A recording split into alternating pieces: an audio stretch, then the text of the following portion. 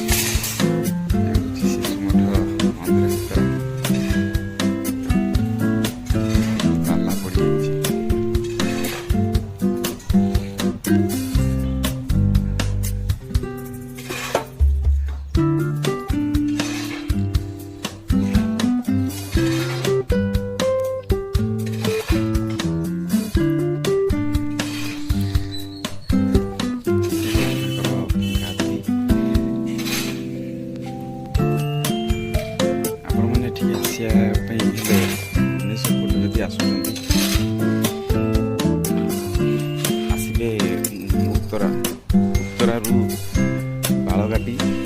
ବାଳକାଟିରୁ ବାଲିପାଟଣା, ବାଲିପାଟଣାରୁ ବାଁ ପଟକୁ ଆସିବେ। ପଚାରିଲେ ସମସ୍ତେ କହିବେ ବାଲିପାଟଣା ହାଟରୁ ଡାହାଣ ପଟକୁ ଆସିବେ। ଏଇଟା ଚାଲିଛି କାମ।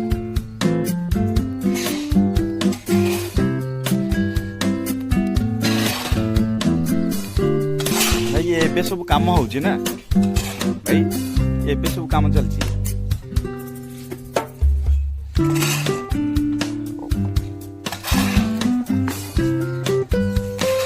ଭାଇ ମାନେ ଆମର ଖରାରେ କାମ କରି ଚାଲିଛନ୍ତି। ହଉ, ତାଙ୍କୁ ଛାଡ଼ିଦେବା କାମ କରିବା ପାଇଁ। କାମ କରନ୍ତୁ, ଆମେ ଯିବା।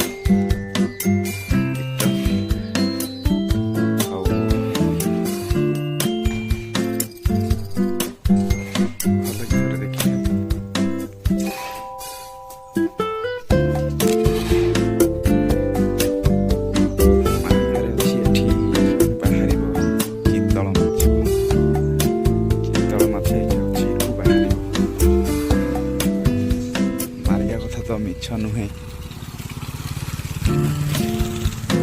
କେତେବେଳେ କ'ଣ ହଉଛି ଦେଖାଯାଉ।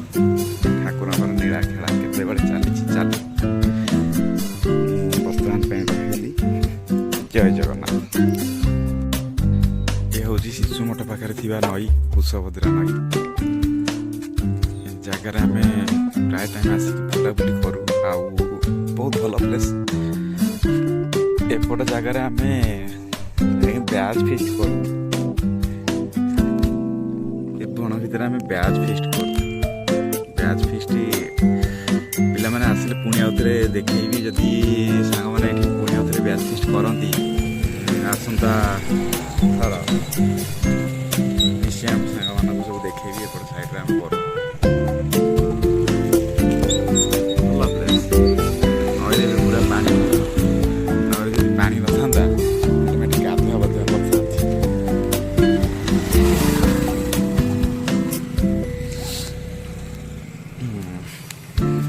ଯାଏ, ଅଟୋ ସାଙ୍ଗରେ ଯାଏ।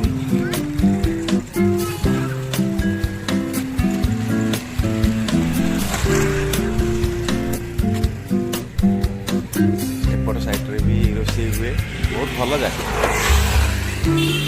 କେବେ ଯଦି ଆସିକି ଏପଟେ ରୋଷେଇବାସ କରିଥିବେ ଜାଣିପାରିବେ।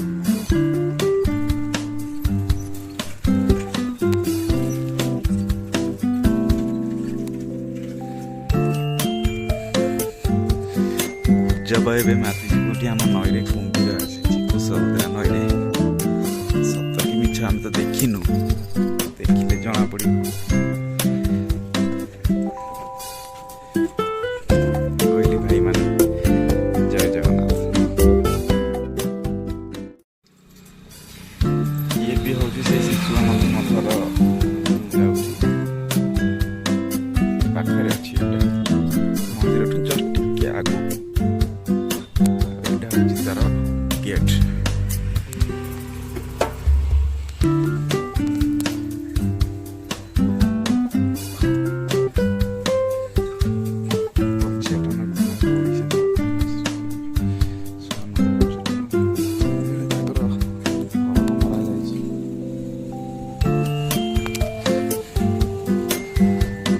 ମଠର ପରିସର।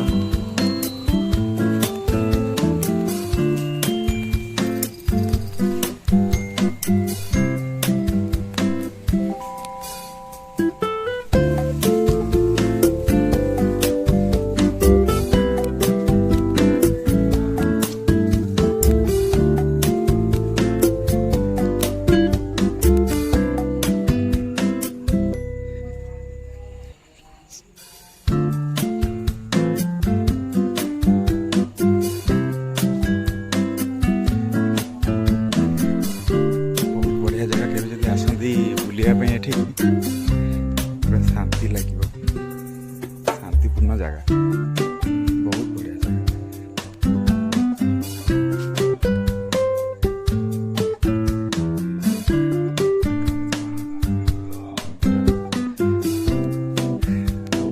ଏଇଟା ହେଉଛି ତାଙ୍କର ମୁଖ୍ୟ ମନ୍ଦିର।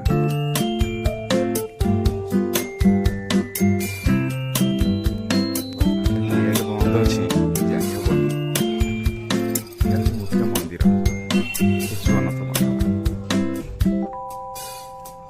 ରାଧାକୃଷ୍ଣ ମନ୍ଦିର।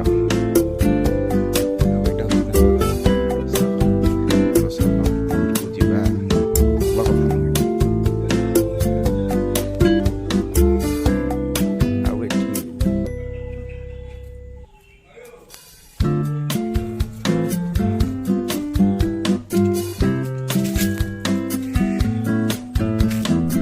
କଣ ଜାଗା ମୁଁ ଜାଣିନି, ଏଠି କଣ ଲୋକ ବସିବା ପାଇଁ କରିଛନ୍ତି କିମ୍ବା ଠାକୁରଙ୍କର ଯେଉଁ ଆମର ଟାଇପ୍ର ଜଣାପଡ଼ୁନି।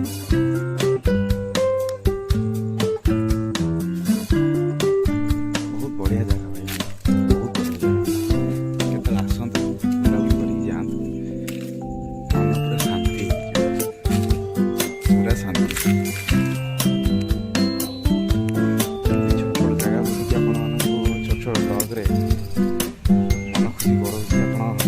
ଯଦି ସହଯୋଗ ଟିକେ ମିଳିବ ଆହୁରି ଭଲ ଲାଗିବ।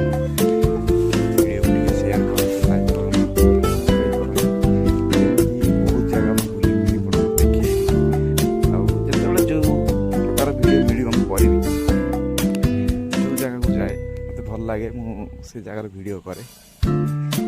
ଆପଣ ଏଇ ବ୍ଲଗ୍ ମାଧ୍ୟମରେ ପାଇପାରିବେ।